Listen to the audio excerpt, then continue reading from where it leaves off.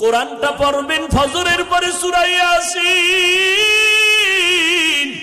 জোহরের নামাজের পরে সূরাতুর রহমান তেলাওয়াত করবেন, আসরের নামাজের পরে আম্মা ইয়াতাসাআলুন, মাগরিবের নামাজের পরে সূরা ওয়াকিয়া তেলাওয়াত করবেন, এশার নামাজের পরে সূরা মুলুক তেলাওয়াত করবেন। আপনার ঘর ফেরেশতারা পাহারা দিবে, আপনার ঘরে কোনোদিন চোর ডাকাত আসবে না, আপনার স্বামীর কামাই রুজিতে কোনোদিন অভাব লাগবে না। সূরা ইয়াসিনটা পড়া ভুলিয়েন না রে আম্মা জান। কপাল খারাপ, দুনিয়ার সব কিছুই শিখলেন, কোরআন পড়া শিখলেন না। আমি ছোটবেলার থেকে বলতেছিলাম, ভুলে গেছিলাম, আম্মা জান আমাদের গজল শিখাইতেন, আম্মা জান আমাদের কোরআন পড়া শিখাইছেন।